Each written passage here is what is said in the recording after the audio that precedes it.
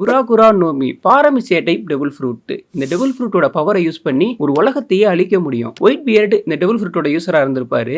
இந்த devil ஃப்ரூட்டோட எபிலிட்டிங்கிறது vibration R earthquake. இதை create பண்ணி அதை கண்ட்ரோல் பண்றது. அந்த வைப்ரேஷன் இருக்கு இல்லையா, அது ஏர்லைன் டிராவல் ஆகும், எனி சர்ஃபேஸா இருந்தாலும் டிராவல் ஆகும், ஆப்ஜெக்டா இருந்தாலும் டிராவல் ஆகும். கைஷின் இந்த டெக்னிக் எப்படின்னா ஏரை கிராக் பண்ணி ஷாக் வேவ் வந்து கிரியேட் பண்ணுவாரு. அது டிராவல் பண்ற இடம் இருக்கு இல்லையா, அதுல இருக்க எல்லாத்தையுமே ஆல்மோஸ்ட் அழிச்சிரும். கெக்கிஷின் இந்த டெக்னிக் எப்படின்னா ஷாக் வேவ் இருக்கு இல்லையா, அந்த ஷாக் வேவ்ஸை ஒரு பாடி மூலமா டிரான்ஸ்ஃபர் பண்றது. ஜான் ஜெயின்ட்டுக்கு அகைன்ஸ்டா வந்து இந்த டெக்னிக் வந்து யூஸ் பண்ணிருப்பாரு.